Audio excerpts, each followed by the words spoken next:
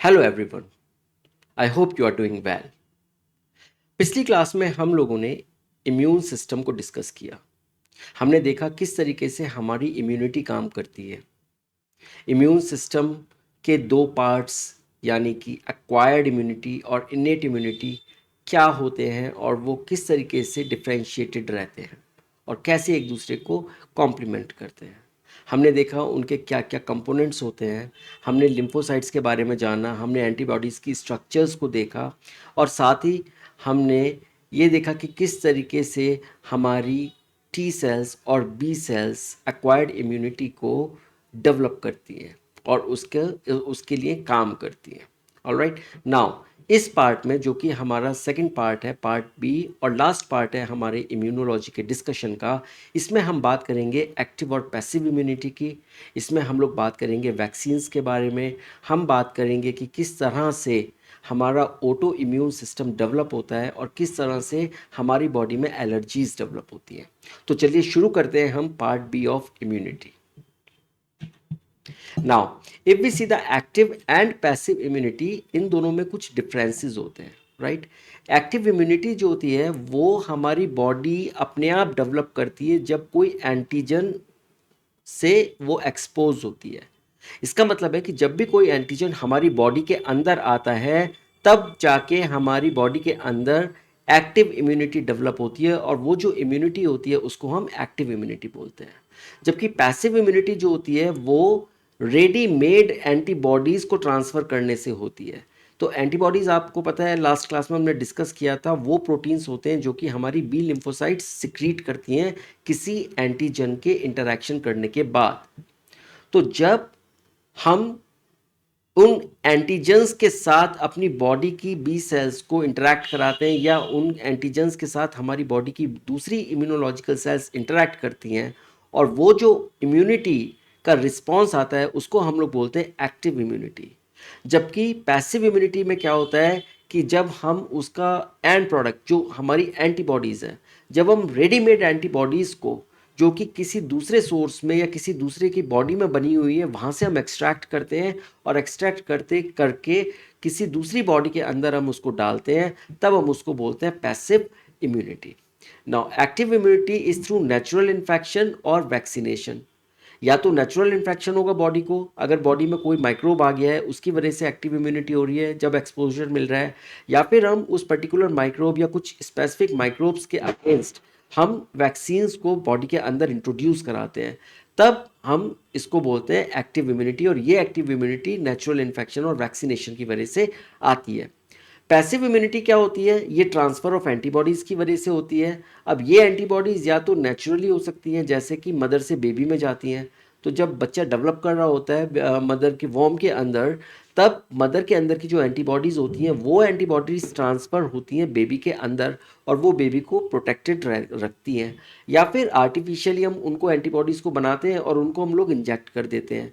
जैसे for example अगर किसी को स्नेक बाइट हुई है, किसी को सांप ने काट लिया है, तो हम उस वक्त इंतज़ार नहीं करेंगे कि सांप का जो एंटीजन है वो हमारी बॉडी के अंदर बहुत टाइम तक रुके और वो एंटीबॉडीज़ को डेवलप करना शुरू करे, क्योंकि तब तक तो आदमी की डेथ हो सकती है। तो हम क्या करते हैं कि हम उन उस के अंदर जो कि विक्टिम है उस स्नेक बाइट का, उसको इमीडिएटली हम रेडीमेड एंटीबॉडीज़ को इंजेक्ट करते हैं, जिसको हम लोग बोलते हैं पैसिव इम्यूनिटी। और वो रेडीमेड एंटीबॉडीज़ इमीडिएटली जो भी स्नेक विनम होते हैं या उसके कंपोनेंट्स होते हैं वो उसको न्यूट्रलाइज कर देती हैं और इस तरीके से उस विक्टिम की जान को बचाया जाता है। तो ये एक एग्जाम्पल है कि किस तरीके से हम आर्टिफिशियली एंटीबॉडीज़ को इंजेक्ट करते हैं। Alright, now the yellowish fluid colostrum which is secreted by mother during the initial days of lactation has abundant antibodies जो कि IgA होती हैं to protect the infant। अब कोलेस्ट्रम क्या होता है? कोलेस्ट्रम हम बोलते हैं जो कि पहला दूध होता है जो कि मदर प्रोड्यूस करती है जब बेबी का बर्थ होता है। तो इसको हिंदी में खीस भी बोलते हैं या फिर इसको हम लोग नवदुग्ध भी बोलते हैं।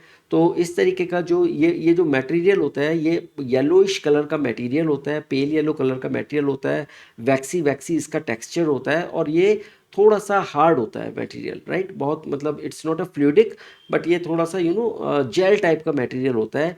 और ये बेबी जब इसको लेता है तो उससे क्या होता है कि उसके अंदर ऑलरेडी ये IgA एंटीबॉडीज़ भरपूर होती हैं, जिसकी वजह से वो इन्फेंट्स को प्रोटेक्ट करती हैं, जिससे कि बॉडी के, क्योंकि बेबी अभी अभी इमीडिएटली इस धरती पर आया है, बाहर आया है, तो उसके सराउंडिंग्स में जैसे mother is surrounded by so many organisms, micro organisms, pathogens, इसी तरीके से बेबी का भी एक्सपोजर हो गया है अब, और उस बेबी के अंदर अभी वो इम्यूनिटी नहीं है, तो केवल इनेट इम्यूनिटी ही है जो कि लिमिटेड होती है। तो इसीलिए ये जो IgA क्लास की एंटीबॉडीज़ हैं, ये एंटीबॉडीज़ मिल्क के अंदर सिक्रीट होती हैं, और ये नेचर ने क्या एक अच्छा सिस्टम बनाया है कि क्योंकि बच्चे को तो मिल्क चाहिए ही चाहिए, तो जैसे ही वो मिल्क पीना शुरू करता है उसके साथ साथ ये IgA एंटीबॉडीज़ उसके अंदर, बॉडी के अंदर चली जाती हैं, और वो उसको एक प्रोटेक्शन स्टार्ट कर देती हैं देना। ऑलराइट, तो कोलेस्ट्रम जो है वो एक तरीके का पैसिव इम्यूनिटी का एक एग्जाम्पल है। इसी तरीके से आर्टिफिशियली अगर हम एंटीबॉडीज़ को इंजेक्ट करते हैं, वो पैसिव इम्यूनिटी का एग्जाम्पल है। और अगर प्लेसेंटल ट्रांसफ़र होता है, जहाँ पर मदर के प्लेसेंटा से बेबी के अंदर, डेवलपिंग बेबी के अंदर या एम्ब्रियो के अंदर एंटीबॉडीज़ जाती हैं, तब भी वो एक पैसिव इम्यूनिटी का एग्जाम्पल है। ऑलराइट, नाउ एक्टिव इम्यूनिटी का अदर पार्ट क्या है कि bodies own immune system produces antibodies. यहाँ पर एंटीबॉडीज बाहर से नहीं आती, जबकि पैसिव के केस में क्या होता है कि एंटीबॉडीज रेसिपिएंट की बॉडी के अंदर डाली जाती है, वो उसके अंदर बनाई नहीं बनती है, तो कहीं किसी और बॉडी के अंदर इसको बनाया जाता है। फॉर एग्जाम्पल अगर हम बात करें एंटीवेनम की, तो एंटीवेनम में जो एंटीबॉडीज़ होती हैं वो हॉर्सेस के अंदर यूजुअली बनाई जाती थी पहले, और वहाँ से वो निकाल के उसके सिरम से आइसोलेट करके और फिर उनको डाला जाता था एज ए वैक्सीन की तरह, सॉरी एज ए एंटीबॉडी की तरह। ओके, तो यहाँ पर एक्टिव में तो हमारी अपनी बॉडी एंटीबॉडीज़ बनाती है, जबकि पैसिव के केस में एंटीबॉडीज़ का ट्रांसफ़र होता है, वो कहीं और बनती है, किसी और बॉडी में बनती है, और वहाँ से वो एक्सट्रैक्ट होकर दूसरे की बॉडी में डाली जाती है। एक्टिव इम्यूनिटी थोड़ी स्लो होती है, it takes time, days to weeks to develop, because यहाँ पर क्या है कि प्राइमरी रिस्पांस आपने पढ़ा जो लास्ट क्लास में हमने डिस्कस किया था, प्राइमरी रिस्पांस की वजह से ये एक स्लो रिस्पांस होता है। और पैसिव इम्यूनिटी के केस में क्या है कि इसको इमीडिएटली प्रोटेक्शन मिल जाता है, बिकॉज एंटीबॉडीज रेडीमेड होती हैं और वो इमीडिएटली उसको प्रोटेक्ट करती हैं। Active immunity is long lasting, often for years और lifetime due to memory cells, while यहाँ पर जो पैसिव इम्यूनिटी होती है वो शॉर्ट लिव्ड होती है, और वो केवल कुछ वीक्स या कुछ मंथ्स तक ही रहती है, क्योंकि इस केस में एंटीबॉडीज़ अपने आप यहाँ पर आ रही हैं, उसमें कोई मेमोरी सेल्स नहीं बन रही हैं। और यहाँ पर एक्टिव इम्यूनिटी के केस में बिकॉज मेमोरी सेल्स बन रही हैं, और ये मेमोरी सेल्स उस पर्सन को लाइफ लॉन्ग तक इम्यूनिटी प्रोवाइड करती हैं। तो यहाँ पर मेमोरी बनती है और यहाँ पर मेमोरी नहीं बनती। So these are the major differences between the active and the passive immunity. Now अब हम बात करेंगे वैक्सीनेशन और इम्यूनाइजेशन की, इन दोनों में थोड़ा सा डिफरेंस होता है, वो भी हम समझेंगे। तो वैक्सीन हम किसको बोलते हैं?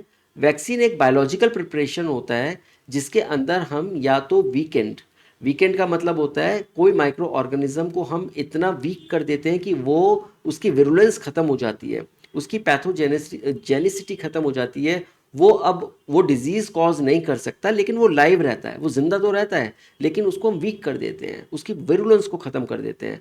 तो या तो हम वीकेंड या फिर किल्ड, या फिर हम उसको मार ही देते हैं ऑर्गेनिज्म को, उसकी किल्ड फॉर्म को या उसके कुछ फ्रैगमेंट्स को हम लोग लेते हैं, या उनके कंपोनेंट्स को लेते हैं और हम उसको दूसरे की बॉडी के अंदर डालते हैं, ताकि उन कंपोनेंट्स के अगेंस्ट, उस माइक्रो ऑर्गेनिज्म के अगेंस्ट या उसके फ्रेगमेंट्स के अगेंस्ट जो जिसके अंदर हम इंजेक्शन लगाते हैं वैक्सीन का, वो एंटीबॉडीज़ बनाना शुरू कर दे और मेमोरी सेल्स फ्यूचर प्रोडक्शन के लिए बनाना शुरू कर दे, तो उसको हम लोग वैक्सीन बोलते हैं। So a vaccine is a biological preparation of weakened और किल्ड और fragmented microorganisms or their components which are introduced into the body to produce antibodies and memory cells for future protection. Okay, now the first person जिसने सबसे पहले vaccine बनाई थी, he was Edward Jenner. So Edward Jenner ने क्या किया, उसने एक बहुत ही इंपॉर्टेंट ऑब्जर्वेशन देखा कि जो काउ पॉक्स एक बीमारी होती है गाय के अंदर, काउस के अंदर, और जो मिल्क मेट्स होते थे, जो लोग दूध को निकालते थे काऊ में से, वो लोग उस बीमार जो काउ पॉक्स जो डिजीज़ होती है उससे वो एक्सपोज होते थे। अब जब वो उससे एक्सपोज होते थे, लेकिन उनको ये डिजीज़ तो काउ को होती है, ह्यूमंस को नहीं होती, तो उनको ये डिजीज़ नहीं होती थी, लेकिन एक्सपोजर उनको मिल जाता था। और उसने ऑब्जर्व करा कि जो लोग मिल्क मेट्स होते हैं उनको स्मॉल पॉक्स नहीं होता। तो स्मॉल पॉक्स एक ऐसी डिजीज़ थी जो कि बहुत ही प्रिवेलेंट थी उस टाइम पर, और उसमें बहुत ही ज़्यादा वो एपिडेमिक फॉर्म में हो जाता था, घर घर में ये डिजीज़ होती थी। लेकिन जो ये मिल्क मेड्स होते थे, इन लोगों को ये डिजीज़ नहीं होती थी। So that was a very sharp observation from the Edward Jenner, और वहाँ से उसने उस ऑब्जर्वेशन के बेसिस पर उसने क्या किया कि जो काउ पॉक्स का पस्ट्यूल था, उस पस्ट्यूल को उसने डाला किसी एक आदमी के अंदर, और उसके बाद उसने स्मॉल पॉक्स का जो पस्ट्यूल था उसमें से थोड़ा सा पस निकाल के थोड़े टाइम के बाद उसके अंदर डाला, और डाल के उसने देखा कि उसको थोड़ी सी डिजीज़ तो आई, उसको थोड़ा सा फीवर टाइप की चीज़ तो आई, लेकिन उसको स्मॉल पॉक्स नहीं हुई। और तब से ये उसने इसको वैक्सीनेशन टर्म शुरू हो गई, और वैक्सीनेशन का ये प्रोसेस होना शुरू हो गया मॉडर्न साइंस के अंदर। So Edward Jenner he was the first person who pioneered the concept of vaccination by developing the smallpox vaccine, और ये स्मॉल पॉक्स वैक्सीन वर्ल्ड की फर्स्ट वैक्सीन बनी। Okay, now the principle of immunisation और vaccination is based on the property of memory of the immune system. हमने last class में discuss किया था कि अगर हमारी बॉडी के अंदर मेमोरी सेल्स नहीं होंगी, अगर हमारी बॉडी के अंदर लिम्फोसाइट्स मेमोरी सेल्स नहीं बनाएंगी जो कि एक्वायर्ड इम्यूनिटी का पार्ट है, तो वैक्सीन्स का कॉन्सेप्ट ही नहीं होगा। यही बात है कि अगर हम वैक्सीन्स जो है वो तभी तक वो काम करेगी अगर हमारी बॉडी के अंदर मेमोरी सेल्स होंगी। अगर मेमोरी सेल्स नहीं होंगी तो वो वैक्सीन का असर नहीं रहेगा। इसीलिए memory cells are the major driver of the immunisation process, और यही हमारी बॉडी के अंदर वैक्सीनेशन को सक्सेसफुल करती है। तो अब हम बात करते हैं वैक्सीनेशन और इम्यूनाइजेशन, इन दोनों में थोड़ा सा डिफरेंस होता है। हालांकि कभी कभी हम दोनों टर्म्स को एक दूसरे के लिए यूज़ कर लेते हैं, but still there is a difference. क्या है? वैक्सीनेशन जो होता है वो होता है the process of getting a vaccine. जब हम किसी वैक्सीन को लेते हैं उसको हम लोग बोलते हैं कि वैक्सीनेशन चल रहा है। ओके, बल्कि और इम्यूनाइजेशन क्या होता है? ये होता है the process of developing immunity after the vaccine. तो इम्यूनाइजेशन का प्रोसेस बॉडी के अंदर चलता है, जब चलता है जब वो वैक्सीन ले लेता है। जबकि वैक्सीनेशन क्या होता है? It is the process of getting a vaccine. अब वैक्सीन लेने का जो प्रोसेस होता है वो इंजेक्शन के थ्रू हो सकता है, ओरल डोज के थ्रू हो सकता है, या नेज़ल स्प्रे के थ्रू हो सकता है। तो यहाँ पिक्चर में आप देख सकते हैं कि यहाँ पर इंजेक्शन लगाया जा रहा है, यहाँ पर ओरल डोज दी जा रही है, और यहाँ पर उसको नेज़ल स्प्रे दिया जा रहा है। तो इस तरीके से 3 प्रोसेसेस के थ्रू, मैकेनिकल प्रोसेस होता है ये, हम वैक्सीनेट करते हैं। और इम्यूनाइजेशन में क्या होता है? ये बायोलॉजिकल प्रोसेस है, ये मैकेनिकल प्रोसेस नहीं है, it is a biological process. और यहाँ पर there is a cascade of immunological reactions inside the body. तो एक बार जब वैक्सीन आपने एंटर करा दी, यानी वैक्सीनेशन का काम पूरा हो गया, उसके बाद बॉडी इम्यूनाइजेशन शुरू करती है, उसके बाद वो इम्यूनाइज होना शुरू करती है, उसके बाद वहाँ पर इम्यूनोलॉजिकल रिएक्शंस होते हैं। ये जो एंटीजन इंट्रोड्यूस कराए जा रहे हैं बॉडी के अंदर, जो कि वीकेंड है या किल्ड है या फ्रेगमेंटेड है, यहाँ से जब ये बॉडी के अंदर जाएंगे तो वहाँ पर इनका इम्यूनोलॉजिकल रिएक्शन शुरू होगा, वहाँ से इनका एंटीबॉडीज़ बनना शुरू होंगी एंड मेमोरी सेल्स बनना शुरू होंगी।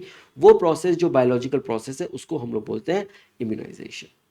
Alright, now vaccination triggers immune response while immunisation leads to actual immunity या प्रोटेक्शन। तो यहाँ पर आपको, मुझे लगता है कि अब ये क्लियर हो गया होगा कि वैक्सीनेशन और इम्यूनाइजेशन में क्या फ़र्क है। तो अगर आप देखें तो हम लोग जो इम्यूनाइजेशन प्रोग्राम आप देखेंगे गवर्नमेंट के एडवर्टाइजमेंट्स में, या वर्ल्ड हेल्थ ऑर्गेनाइजेशंस के जो फ्लायर्स वगैरह आते हैं, या इनके जो अपडेट्स आते हैं, वहाँ पर इम्यूनाइजेशन होता है। तो vaccination is a mechanical process, वहाँ पर इट इज़ जस्ट फिनिशेस। जैसे ही वो हमने इंजेक्शन लगा दिया या नेज़ल स्प्रे दे दिया या फिर ओरली डाल दिया, वैक्सीनेशन का काम ख़त्म। लेकिन तब वहाँ से इम्यूनाइजेशन का काम शुरू होता है। तो वैक्सीनेशन और इम्यूनाइजेशन लिंक्ड है। तो इम्यूनाइजेशन का प्री स्टेप जो होता है वो वैक्सीनेशन होता है। ओके, और वैक्सीनेशन का जो पोस्ट स्टेप है वो इम्यूनाइजेशन होता है।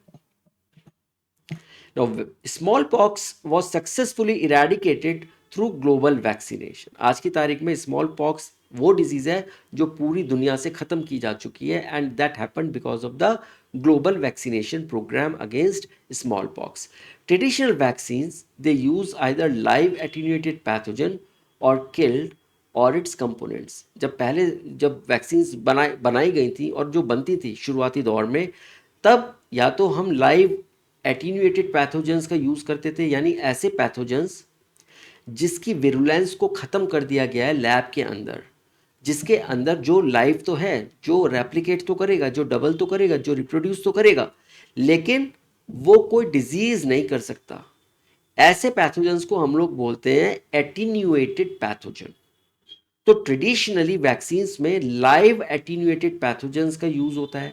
लाइव का मतलब they are live, they are living, but they are attenuated, they are not virulent. ऐसे पैथोजेंस या फिर किल्ड। किल्ड में क्या होता है कि हमने पैथोजन जब एटीन्यूएटेड नहीं कर पाए तो हमने उसको मार ही दिया कि एटलीस्ट उसका जो सरफेस तो रहेगी, एटलीस्ट उसके प्रोटीन्स तो रहेंगे, लेकिन वो विरुलेंट नहीं होगा बिकॉज डेड पैथोजन है, तो वो कोई डिजीज़ क्रिएट नहीं करेगा बॉडी के अंदर। या फिर उसके कुछ कंपोनेंट्स को हम लोग ले लेते हैं, हम उनके कंपोनेंट्स को आइसोलेट करके और उन कंपोनेंट्स को ले लेते हैं। जैसे टॉक्सिन्स हम लोग लेते हैं बहुत सारे केस में। अब स्नेक विनम की अगर हम बात करें तो हम विनम को निकालते हैं, तो विनम से हम एंटीबॉडीज़ बनाते हैं, राइट।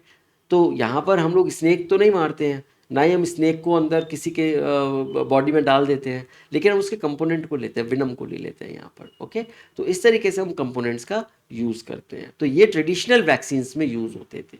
लेकिन अगर हम बात करें आज के टाइम में, तो आज हम यूज़ करते हैं रिकॉम्बिनेंट वैक्सीन्स को। और ये रिकॉम्बिनेंट वैक्सीन्स जेनेटिक इंजीनियरिंग या रिकॉम्बिनेंट डीएनए टेक्नोलॉजी से बनाई जाती हैं।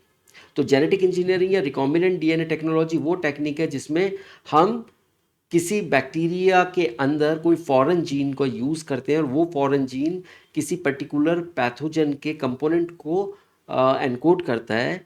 उस जीन को हम लोग बैक्टीरिया के अंदर डालते हैं और उस बैक्टीरिया के अंदर हम जीन क्लोनिंग करते हैं और फिर हम उससे प्रोड्यूस करवाते हैं उस कंपोनेंट को। और मास लेवल पर जब वो कंपोनेंट प्रोड्यूस होता है, प्रोटीन होता है, तो हम उसको प्यूरीफाई करते हैं और डाउन स्ट्रीम प्रोसेसिंग के थ्रू बायोरिएक्टर्स में हम उसको ले जाते हैं और वहाँ ले जाके बायोरिएक्टर्स में जो बन जाता है वो प्रोटीन, उससे हम लोग आगे ले जाते हैं और उसको प्यूरीफाई करके हम उसको एज ए वैक्सीन की तरह डालते हैं। तो ये बोलते हैं, इस प्रोसेस को हम लोग बोलते हैं रिकॉम्बिनेंट वैक्सीन्स। और ये वाला पर्टिकुलर पार्ट हमने ऑलरेडी डिस्कस किया हुआ है। आप जाएंगे तो चैप्टर नंबर 9 का जो वीडियो है आप उसको देखिए, उसमें बहुत ही डिटेल में इस बात को मैंने एक्सप्लेन किया है कि किस तरीके से जेनेटिक इंजीनियरिंग हम यूज़ करते हैं, जेनेटिक इंजीनियरिंग क्या होती है और कैसे हम लोग मास लेवल पर प्रोटीन्स को बनाते हैं। ओके, नाउ ये जो रिकॉम्बिनेंट वैक्सीन्स होती हैं, ये रिकॉम्बिनेंट वैक्सीन्स आज के टाइम में सबसे ज़्यादा प्रिवेलेंट है, सबसे ज़्यादा चल रही हैं। और सबसे बड़ी बात यह है कि इसके अंदर हम लोग एक बहुत ही जो स्पेसिफिक कंपोनेंट होता है, जो कि बहुत ही पोटेंट कंपोनेंट होता है, हम केवल उसी को क्लोन करके और उसी के थ्रू हम लोग वैक्सीन को बना सकते हैं। तो ये 3 तरीके की वैक्सीन्स हो गई, एक हो गई किल्ड, एक हो गई एटीन्यूएटेड और एक हो गई recombinant. Now recombinant vaccines are safer and highly targeted. Okay, they have fewer side effects, they are easy mass production. इसके एग्जाम्पल है हेपेटाइटिस बी या HPV which is human papilloma virus, या फिर सम कोविड-19 वैक्सीन। ये भी रिकॉम्बिनेंट वैक्सीन्स के कुछ examples हैं। तो ये बहुत सेफ होती हैं, बहुत टारगेटेड होती हैं, इनके बहुत कम साइड इफ़ेक्ट्स होते हैं एज़ कम्पेयर टू किल्ड और एटीन्यूएटेड वन। और इनका हम मास प्रोडक्शन बहुत ईजीली कर सकते हैं, हम बहुत लार्ज स्केल पर हम इनको प्रोड्यूस कर सकते हैं, राइट। और ये कुछ इनके एग्जाम्पल्स हैं। नाउ अब हम फोकस करते हैं एलर्जी पर। एलर्जी क्या होती है, या इसको हम हाइपर सेंसिटिविटी भी बोलते हैं। तो एलर्जी या हाइपर सेंसिटिविटी एक तरीके का एबनॉर्मल एग्जैजरेटेड इम्यून रिस्पॉन्स होता है अगेंस्ट टिपिकली हार्मलेस सब्सटेंसेस, जैसे कि पॉलन हो गया, फूड प्रोटीन्स हो गए, डस्ट माइट्स हो गई, एनिमल डैंडर हो गए, ड्रग्स हो गए, स्टिंग्स हो गई या इंसेक्ट बाइट्स हो गई। तो क्या है, ये सारी चीज़ें अगर आप देखो, ये ना बहुत ही हार्मलेस सब्सटेंसेस हैं, इनसे हमारी बॉडी को कोई हार्म नहीं होने वाला है। लेकिन जब हमारी बॉडी इन ऐसे सब्सटेंसेस के अगेंस्ट बहुत ज़्यादा एग्जैजरेटेड इम्यून रिस्पॉन्स देती है, तब हम उस कंडीशन को बोलते हैं हाइपर सेंसिटिविटी या एलर्जी। ओके, तो यहाँ पर आप देखो, ये जेंटलमैन है, ये स्नीज कर रहे हैं, ये छींक रहे हैं, it is all because of या तो डस्ट या फिर पॉलन की वजह से इनको एलर्जी है। ओके, नाउ इन सब सब्सटेंसेस को, जो भी ये सब्सटेंसेस हैं जो हाइपर सेंसिटिविटी रिएक्शन देते हैं, उनको हम लोग बोलते हैं एलर्जेंस। क्या बोलते हैं हम उनको? Allergens. Now sneezing, rashes, watery eyes, running nose, breathlessness, ये सारी चीज़ें जो है ये सब की सब एलर्जी को इंडिकेट करती हैं। ओके, नाउ इसमें जो पर्टिकुलर एंटीबॉडी जनरेट होती है उसकी क्लास होती है IgE। ऑलवेज रिमेंबर, आपने पिछले डिस्कशन में हमने देखा था कि 5 तरीके की एंटीबॉडीज़ हमारी होती हैं, IgM, IgA, IgT, IgE, IgG। तो इसमें IgE क्लास की जो एंटीबॉडीज़ होती हैं वो एलर्जेंस के अगेंस्ट आती हैं और वो हाइपर सेंसिटिविटी या एलर्जी के केस में जनरेट होती हैं। और मदर के केस में, मदर फीटस के केस में IgA क्लास की एंटीबॉडीज़ होती हैं, जो आपने अभी पिछली स्लाइड में देखा। सो ये रिमेंबर, आप इसको याद रखिएगा। During allergy, mast cells release chemicals like histamine and serotonin. हमारी बॉडी के अंदर मास्ट सेल्स होती हैं और ये मास्ट सेल्स कुछ केमिकल्स को रिलीज़ करती हैं। इनका नाम होता है हिस्टामाइन एंड सीरोटोनिन। और ये हिस्टामाइन और सीरोटोनिन जो होते हैं, इसी की वजह से हमारे को ये सारे सिम्टम्स देखने को मिलते हैं, जो sneezing, rashes, watery eyes, running nose, breathlessness हो गया। तो जब भी हम कुछ इस तरीके की ये एलर्जी हमको होती है तो हम क्या करते हैं, हम कुछ ड्रग्स लेते हैं और उस ड्रग की क्लास का नाम है एंटीहिस्टामाइन। इसका मतलब वो ड्रग की क्लास जो कि हिस्टामाइन के अगेंस्ट काम करती है, उसका एंटागोनिस्ट होता है, हम उसको बोलते हैं antihistamine. Alright, the use of drugs like antihistamine, adrenaline and steroids, they quickly reduce the symptoms of allergy. Immediately जो भी ये सिम्टम्स हैं हमारे एलर्जी के, वो सबको कंट्रोल कर लेते हैं। Now, to know the cause of allergy, the patient is exposed to or injected with very small dose of possible allergen and then reactions are studied. अभी क्या है कि अभी एडवांस केसेस में है, या एडवांस जब आदमी की कंट्रोल से बाहर हो जाती है चीज़, तो डॉक्टर्स क्या करते हैं, वो पता लगाने की कोशिश करते हैं कि बॉडी में आखिर एलर्जी हो किस वजह से रही है, बिकॉज फैक्टर्स इतने ज़्यादा हैं। अब वो डस्ट से भी हो सकती है, किसी को फूड से भी हो सकती है, पॉलन से भी हो सकती है। तो वो क्या करते हैं, जो स्टैंडर्ड एलर्जेंस है, उन स्टैंडर्ड एलर्जेंस को बॉडी के अंदर वो छोटे छोटे अमाउंट में इंट्रोड्यूस कराते हैं और फिर देखते हैं कि क्या बॉडी ने रिएक्ट किया या नहीं किया। अगर किसी पर्टिकुलर एलर्जन के अगेंस्ट बॉडी रिएक्शन देती है और बहुत हाइपर रिएक्शन देती है, तब डॉक्टर्स को ये डिसाइड करना इजी हो जाता है कि ये पर्टिकुलर एलर्जन की वजह से पेशेंट को प्रॉब्लम है, और उसका ट्रीटमेंट उसी हिसाब से होता है और वो उन एलर्जेंस को अवॉइड करना शुरू कर देता है। Okay, pollution, indoor environment, toxic vapours, ये सब एलर्जीज़ को बढ़ा देते हैं। दिवाली के वक्त या फिर जब सीज़न नवंबर दिसंबर का होता है, उस वक्त बहुत ज़्यादा पॉल्यूशन होता है। अक्टूबर में पॉल्यूशन बढ़ जाता है बिकॉज बहुत सारे फैक्टर्स बन जाते हैं। या फिर इंडोर एनवायरनमेंट, अगर ये दरवाज़ा नहीं खुला हुआ घर का या किसी रूम का और वो हमेशा बंद रहता है, तो उसमें बहुत ज़्यादा कॉन्सेंट्रेशन बढ़ जाती है डस्ट की। तो ओपन एयर होना बहुत ज़रूरी है। या फिर कहीं ऐसे एनवायरनमेंट में जहाँ पर टॉक्सिक वेपर्स निकलती हैं और वो एक एनक्लोजर है, तो वहाँ पर इन सब की वजह से एलर्जीज़ बढ़ जाती हैं और एलर्जीज़ डेवलप हो जाती हैं।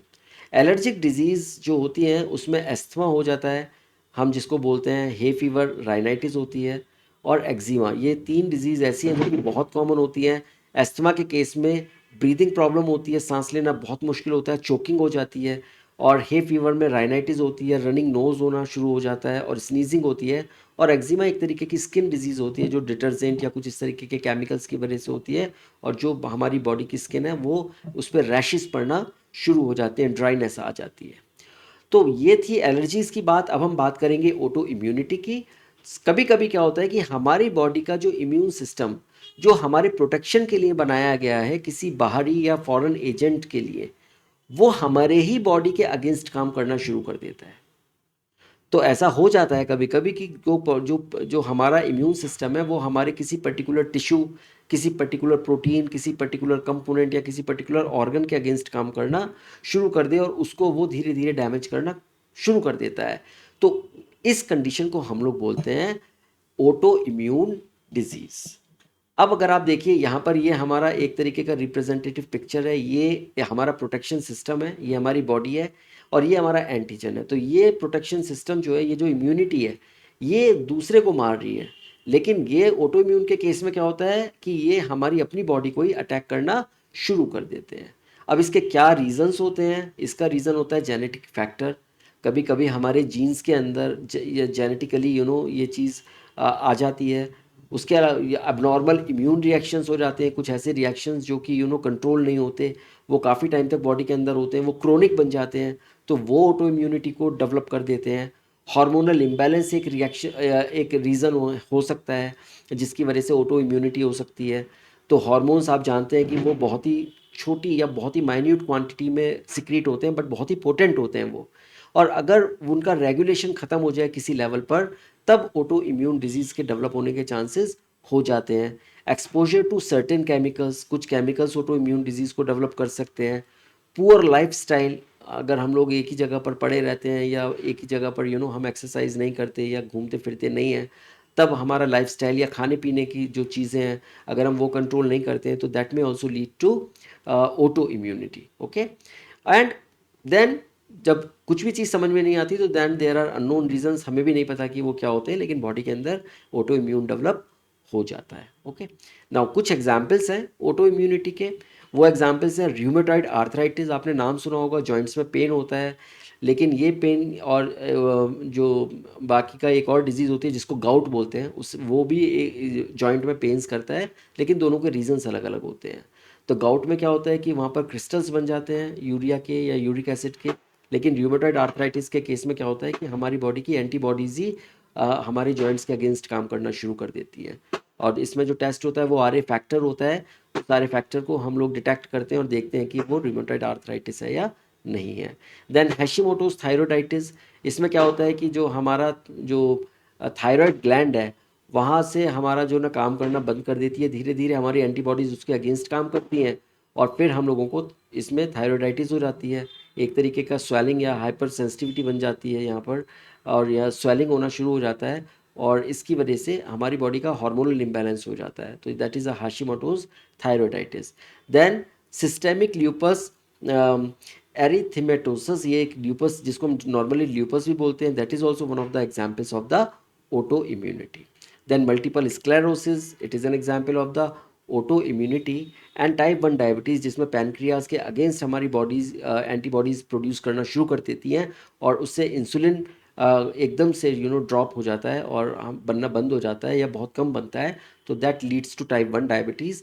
और ये भी एक तरीके की हमारी ऑटो इम्यून डिजीज़ है। So these are some of the diseases, अगर एग्जाम में आता है तो आपको पता होना चाहिए कि कौन सी डिजीज़ हमारी ऑटो इम्यूनिटी की वजह से होती है, और पिछली स्लाइड में हमने देखा कि कौन सी डिजीज़ हमारी एलर्जी या हाइपर सेंसिटिविटी की वजह से होती है। ओके, चलिए, तो एक और डिजीज़ है वो है psoriasis. So psoriasis is also one of the examples. तो ये जो है सोरियासिस, ये type 1 diabetes, multiple sclerosis, lupus, Hashimoto's thyroiditis और rheumatoid arthritis, these are some of the examples of the auto immune disease. तो यहाँ पर हमारी ये इम्यूनिटी का डिस्कशन ख़त्म होता है सेकंड पार्ट में। एंड मुझे लगता है कि अगर आप दोनों पार्ट्स को एक साथ देखेंगे या एक साथ उसको समझेंगे तो आपको ये इम्यूनोलॉजी का ये वाला पोर्शन क्लियर हो जाएगा। एंड ये इंपॉर्टेंट पोर्शन है बिकॉज ये एक बहुत ही इंपॉर्टेंट नीट के एग्ज़ाम के पॉइंट ऑफ व्यू से और साथ साथ 12th के बोर्ड एग्ज़ाम्स के पॉइंट ऑफ व्यू से भी इम्पॉर्टेंट टॉपिक है। चलिए, हम मिलते हैं अगली क्लास में, तब तक आप अपना ध्यान रखिए। Take care, thank you.